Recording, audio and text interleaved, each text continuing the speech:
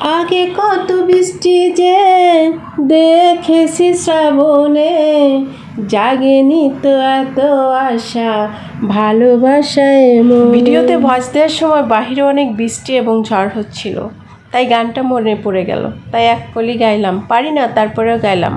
আর বাবার বাড়ি থেকে যখন মেয়েদেরকে চলে আসতে হয় মানে বেড়ানোর শেষে, তখন একটা মেয়ের মানসিক অবস্থা যে কতটা খারাপ, ভয়ঙ্কর খারাপ হয়, সেটা শুধু ওই মেয়েটাই যা বলতে পারে। শুধুমাত্র একটা মেয়েই পারে জীবন থেকে অনেক কিছু ত্যাগ করতে, একটা পুরুষ কখনোই কোনো কিছু ত্যাগ করতে পারে না। হ্যাঁ, পুরুষ মানুষও ত্যাগ করতে পারে তার বাবা মা ভাই বোনের কথায় তার প্রিয় শখের নারীকে ত্যাগ করতে, এটা পুরুষের দ্বারাই সম্ভব। আজকে চলে যাচ্ছি আবার বাবা মাকে ছেড়ে ঢাকা শহরে, কারণ সেখানে তো একটা ছোটোখাটো চাকরি করি, সেখানেই আমাকে থাকতে হয়, তার জন্যই এতগুলো কথা বললাম। আর যাই হোক, চলে আসলাম গাজীপুরে।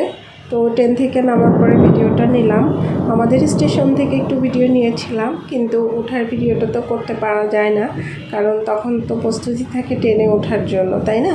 তো ট্রেন থেকে নামার পরে আমি একটু শশা খেয়ে নিলাম, খুবই ক্লান্ত লাগতেছিল। আর ট্রেনে এত পরিমাণ ভিড়, দেখেন কত যাত্রী জয়দেবপুর স্টেশনে নেমে গেছে, তারপরে দেখেন কি পরিমাণের যাত্রী যে এখনও ট্রেনের মধ্যে আছে, যা বলাই যায় না।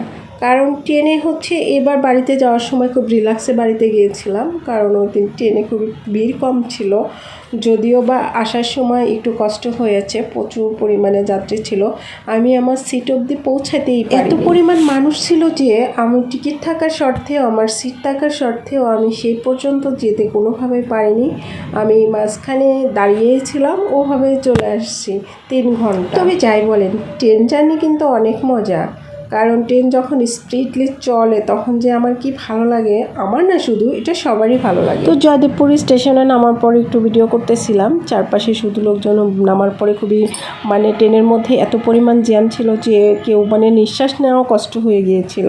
তো ওই দেখেন ছাদে পর্যন্ত লোক আছে। যারাই যে ছাদে উঠে জার্নি করেন, ট্রেন জার্নিটা করেন, এটা আসলে অনেক রিস্কেবল, কারণ আমাদের ওইদিকে যে ব্রিজগুলো আছে অনেক মানে প্রতি এমন কোনো বছর নাই, এমন কোনো সময় নাই যে ওখানে দুর্ঘটনা ঘটে না। তাই আমার থেকে পরামর্শ হচ্ছে আপনারা ছাদে না উঠে ভিতরে ওঠার চেষ্টা করবেন, কারণ ভিতরে কিন্তু জায়গা থাকে, আপনারা ইচ্ছাকৃতভাবে ছাদে তো দেখতে দেখতে এ পাশ দিয়ে আর একটা ট্রেন চলে আসলো, এটা হচ্ছে রাজশাহী হচ্ছে লোকাল ট্রেন, এটা যাবে হচ্ছে চাপাইতে। আজকে ট্রেনটা অনেক বেশি লেট, কারণ এই ট্রেনটা ছাড়ার কথা ছিল 2টায়, আর আমি যখন জয়দেবপুর নামছি তখন হচ্ছে 6টা 6:30টার মতো বাজে, তাহলে মনে করেন এই ট্রেনটা কী পরিমাণ। তবে এই ট্রেনে যাওয়া ভালো, এই ট্রেনের সিট পাওয়া যায়, কারণ হচ্ছে এই ট্রেনটাতে অনেকেই পাবলিক যায় না, এই ট্রেনটাতে খুব সিট পাওয়া যায়। তো আমি এই ট্রেনটাতে যাই না, কারণ ওটা যখন থামে একবার ক্রসিংয়ে বাবা মানে 4-5 ঘন্টা লেগে যায়। আর এই যে ইন্টারসিটি যে গাড়িগুলো আছে সেগুলো তো মনে করেন যে যখন চলা শুরু করে তখন আর এটা থামতে চায় না। এটা হচ্ছে চিত্রা, আমাদের ওখান থেকে একটা 45 মিনিটে ছেড়ে এসেছে, কিন্তু ট্রেনটা কিন্তু অবশ্য আবার লেটও ছিল আধা ঘন্টার মতো, তারপরে সঠিক সময়ে জয়দেবপুরে চলে আসছে। ট্রেনটা এবার ছেড়ে দিয়েছে, এটা যাবে হচ্ছে কমলাপুর রেল স্টেশনে লাস্ট, তারপরে আবার এটা আবার ফেরত আসবে রাত 8টার সময়। 8টার সময় যদি আবার মনে করি বাড়িতে যাব, তাহলে আবার যেতে পারবো। তো ট্রেনটা চলে গেলে আমি হচ্ছে ব্রিজটা পার হয়ে ওই পারে যায় আর সিএনজি নিয়ে বাসায় যাব, তার জন্য ওয়েট করতেছিলাম ট্রেনটা ছাড়ার জন্য। আজকের ভিডিও